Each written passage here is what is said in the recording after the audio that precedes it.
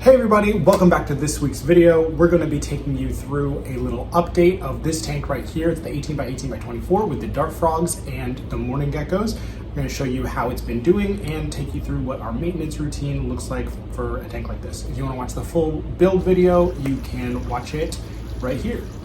All right, let's get into it. It's been about 3 months since we planted this tank and moved our frogs and geckos in. It's looking great. The frogs seem fat and happy, and the geckos are breeding rapidly like always. We just added a couple bromeliads we had left over from another tank for a pop of color. Bromeliads are epiphytes that dart frogs live near a lot in nature, sometimes even laying their eggs in their cups. Bromeliads need their inside cup to fill up with water, but their roots shouldn't be constantly wet, and they need space to dry. Our tank is pretty humid, so hopefully they'll be okay. We stuck them to the back wall with some super glue. Here's what our tank was looking like at the 3-month mark. The moss is flourishing, spreading very quickly and getting tall, so we'll probably give it a bit of a trim. We also have moss popping up in places we didn't put it, like around the food bowl, which is super cool. We ended up diverting the waterfall a bit, so it kind of killed this one fern. The other fern has some dieback, which is expected while it's adjusting to a new tank, but it's got plenty of green new growth. The asparagus ferns are doing well, but one has been completely overshadowed by the Alocasia. We said the Alocasia might require frequent trimming, and we were right. It's a big plant.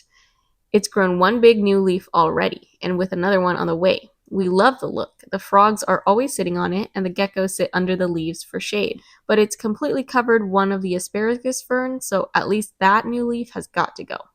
We trimmed it from the base with sharp scissors.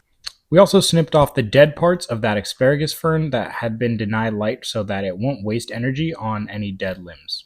Next, we trimmed the moss. We tried to cut it close to the base to keep it short and promote more horizontal growth. We sprinkled the cuttings around the walls to areas that haven't been reached, or took them for other tanks. Our frogs are super inquisitive and unafraid, which makes working on the tank kind of hard. They know the open doors means food is coming, so they always run to the front to see what's happening. Usually we end up feeding them to distract them from the door.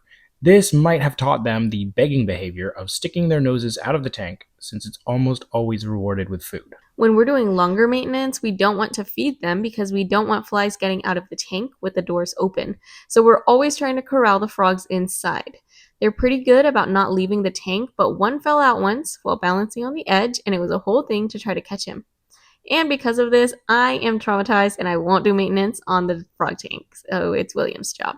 With everything trimmed, we siphoned out some of the old tank water. I don't think water changes are strictly necessary when you have a planted tank with running water and a big drainage layer like we do here. However, our misting schedule is frequent enough where the auto mister will actually raise the water level in the tank over time, so we have to drain it a bit every few weeks. We use this water to water our plants and stuff. Then we clean the glass off with distilled water and a paper towel. We do this every 2 weeks, but we're going to start doing it weekly because the tank just looks so much better with clean and clear glass. Now we can reward the frogs for their patience with some food. They eat fruit flies that we culture with Rapashi's fruit culture medium and then dust with calcium powder. The geckos eat this dehydrated fruit paste mixed with water. We feed it to them in a bottle cap as a bowl. They also love picking off extra flies.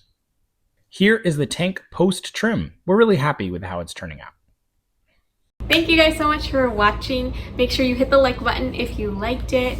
Comment your suggestions or your thoughts about our tank down below, and make sure you subscribe so that you can see more building videos that we'll do in the future and updates. Okay, bye! Bye-bye.